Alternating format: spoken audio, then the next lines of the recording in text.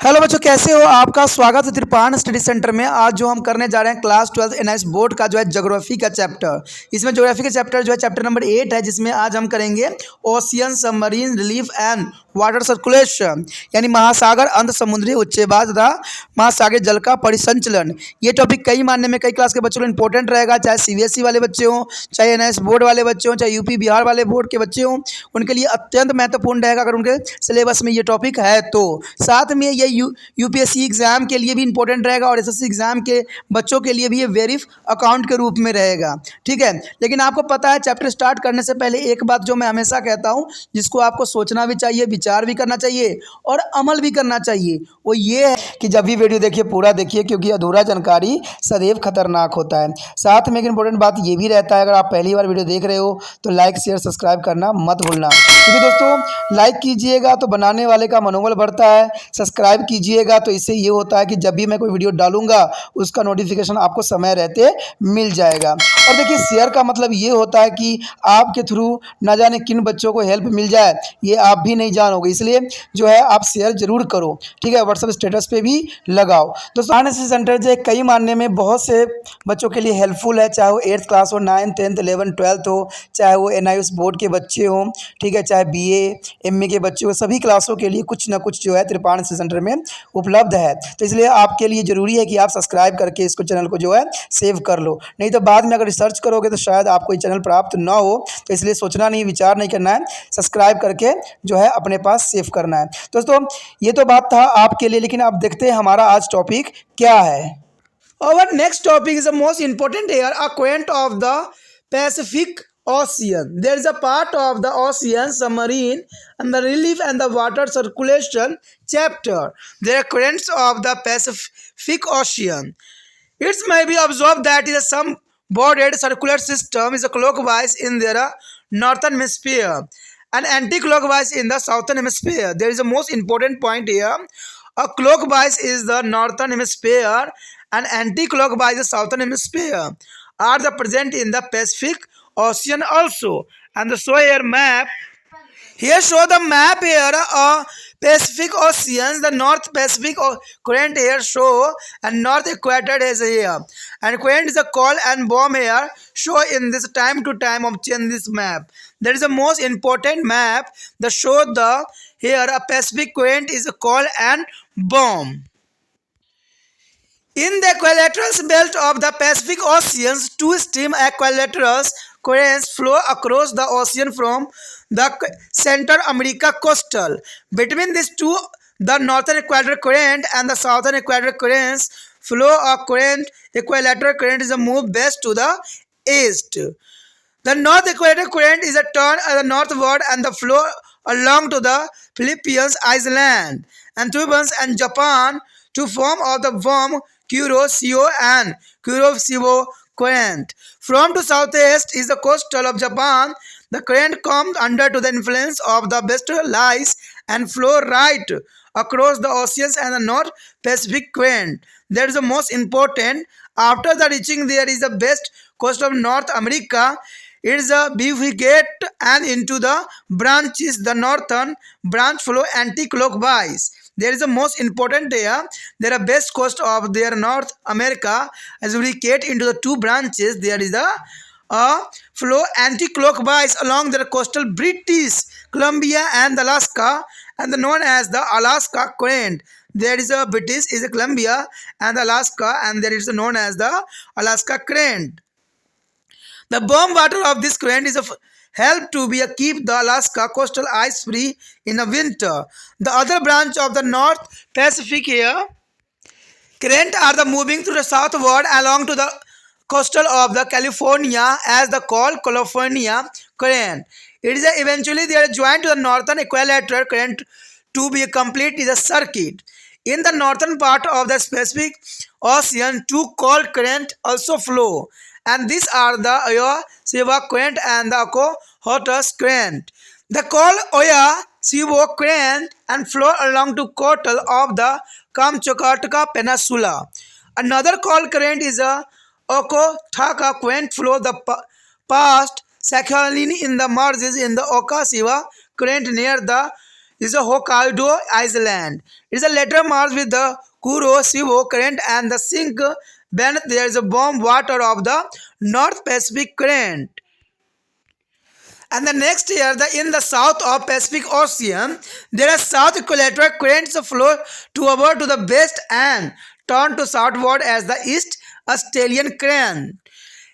There is a meet or near Tasmania and the called South Pacific current, which is a flow from the west to the east. On the reaching the southwest coastal of South America, it is a turn northward as they are called Peru current. It then to meet the south equatorial current and complete the circuit.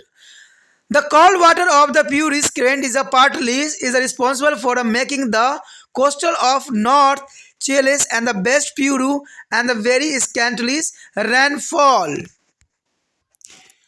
यहाँ पर जो हमारे समक्ष आया अत्यंत महत्वपूर्ण topic प्रशांत महासागर की धाराएं। देखिए, प्रशांत महासागर की धाराओं का अपना एक विशेष स्थान है और कई मायने में ये जानना जरूरी भी है।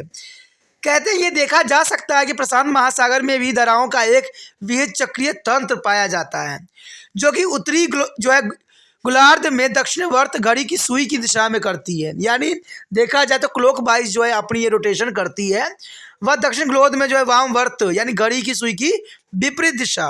वामवर्त का मतलब यहाँ पर है कि जो है सुई के उल्टी दिशा यानी एंटी क्लॉकवाइज, और गोलार्ध में दक्षिणी वर्त का मतलब होता है सुई की दिशा के रिगार्डिंग। तो ये कई मायने में इंपॉर्टेंट भी है। यहाँ पर प्रशांत महासागर के विषमवर्तीय भागों में दो जो है विषमवर्तीय धाराएं मध्य अमेरिका के तट से महासागर के आर पार बहती रहती है और इन दोनों उत्तरी विषमवर्ती धारा तथा दक्षिण विषमवर्ती धारा के बीच पश्चिम से पूर्व की ओर एक विरोधी विषमवर्ती धारा जो है बहती रहती है। उत्तरी विषमवर्ती धारा उत्तर की ओर मुड़ती है और क्यूरोशिवो धारा के नाम से जो फिलीपींस द्वीप समूह यानी ताइवान तथा जापान के तटों के साथ साथ बहती रहती है। जापान के दक्षिण पूर्वी तट पर यह धारा जो है पछुआ पवनों की चपेट में आकर महासागर के आर पार पश्चिम से पूर्व की दिशा में उत्तरी जो है प्रशांत धारा के नाम से बहती है। यानी ये जो है प्रशांत यानी उत्तरी जो है प्रशांत धारा के नाम से जो है इसको पुकारा जाता है। उत्तरी अमेरिका के पश्चिमी तट पर पहुंचकर यह धारा दो शाखाओं में बढ़ जाती है। यानी देखा जाए तो उत्तरी अमेरिका के पश्चिमी तट पर पहुंच के ये दो भागों में बढ़ती है। इसकी उत्तरी शाखा जो होती है ब्रिटिश कोलंबिया के नाम से जाना जाता है और दूसरा जो है अलास्का के तटों के साथ जो है वामवर्ती दिशा में बहती है तथा अलास्का धारा के नाम से भी जानी जाती है। और इस धारा को जो है गर्म जल शीत ऋतु में अलास्का तट के जो है बर्फ मुक्त रखता है। उत्तरी प्रशांत महासागरीय धारा की दूसरी शाखा जो है कैलिफोर्निया के तट के साथ दक्षिण की ओर बहती है और यह ठंडी जलधाराएं और इसे जो कैलिफोर्निया धारा भी कहते हैं। यानी कैलिफोर्निया की तरफ बहती है इसलिए इसका नाम जो है कैलिफोर्निया धारा के नाम से भी जाना जाता है।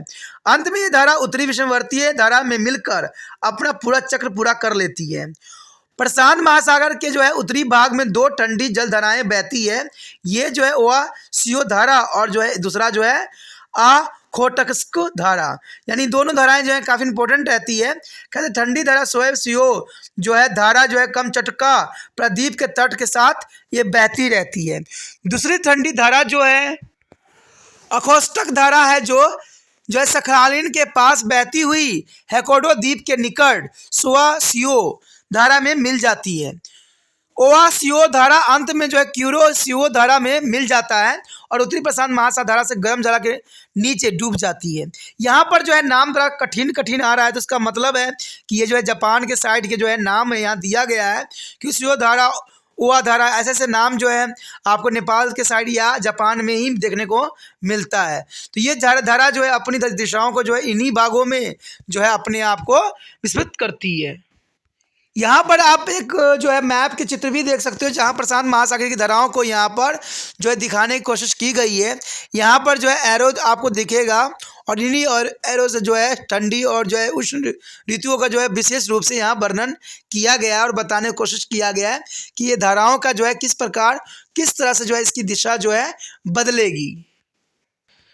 देखा जाए तो दक्षिण जो है प्रशांत महासागर में दक्षिण जो है विषमवर्ती धारा पूर्व से पश्चिम की ओर जो है बहती ही रहती है और पूर्वी जो है स्टेलियाई धारा के नाम से दक्षिण की ओर ये मुड़ जाती है। आगे चल के ये जो है तस्मानिया के निकट ठंडी दक्षिण जो है प्रशांत महासागर धारा में ये मिल जाता है, जो पश्चिम से पूर्व की ओर बहती है। कहते हैं दक्षिण अमेरिका के दक्षिण जो है पश्चिमी तट पर पहुंचकर यह उत्तर की ओर मुड़ जाती है और इसे पेरू धारा भी कहते हैं। और यह एक ठंडी जलधारा है और अंत में यह दक्षिण विषुववर्ती धारा में मिलकर एक चक्र पूरा कर लेती है। पेरू धारा जो है ठंडा जल ही निचली पेरू के तटों को जो है वर्षाविहीन बनाने के लिए कुछ हद तक उत्तरदायी होती है। यानी देखा जाए तो पेरू धारा का जो है ठंडा जल चिली एवं पेरू के तटों को वर्षाविहीन बनाने के लिए काफ़ी हद तक जो है उत्तरदायी होता है। इसी के साथ जो है दोस्तों हमारा टॉपिक आज खत्म हो रहा है। ठीक है, अगर आपको अच्छा लगा तो लाइक शेयर सब्सक्राइब जरूर कीजिए। अगर आप वीडियो देख रहे हो, पहली बार मेरे चैनल पे आए हो तो सब्सक्राइब करना आपका फ़र्ज़ बन जाता है। सब्सक्राइब करने से ये होगा कि जो भी मैं आप क्लास के रिगार्डिंग कोई भी वीडियो डालूंगा उसका नोटिफिकेशन जो है समय समय पर आपको प्राप्त होता रहेगा। अगर सब्सक्राइब नहीं कीजिएगा, अगर आप दोबारा से तिरपान स्टडी सेंटर पर आने की कोशिश कीजिएगा तो वहाँ पर आप तिरपान लिखिएगा तो जो है वो तिरपस कर देगा। ठीक है, जो आप गूगल पर सर्च करेंगे वो तिरपस कर देगा, जिससे वजह से आप जो है मेरे वीडियो का जो है फ़ायदा नहीं उठा पाओगे। तो सोचिए मत, विचार मत कीजिए, सब्सक्राइब कीजिए। आप सोचते होइएगा कि मेरे जो एग्ज़ाम खत्म हो जाने के मेरा क्या ज़रूरत है तिरपान स्टडी सेंटर से। ठीक है, तो इसलिए सब्सक्राइब नहीं करने का सोचिएगा। लेकिन दोस्तों ऐसा नहीं है, तिरपान स्टडी सेंटर जो है बहुत हेल्पफुल है। क्योंकि ये जो है आपके 8th class 9th 10th 11th 12th जो आर्ट्स के सब्जेक्ट को कवर करता ही है, प्लस जो है ये NIC बोर्ड के जो है 10th +2 को भी कवर करता है। साथ में BA जो है फर्स्ट ईयर से लेकर 6 सेमेस्टर तक बच्चों के लिए ये अग्रसर रहेगा आर्ट्स सब्जेक्ट में। तो सोचिए नहीं, विचार नहीं कीजिए, काफ़ी जो है तिरपान स्टडी सेंटर का फ़ायदा ही फ़ायदा है।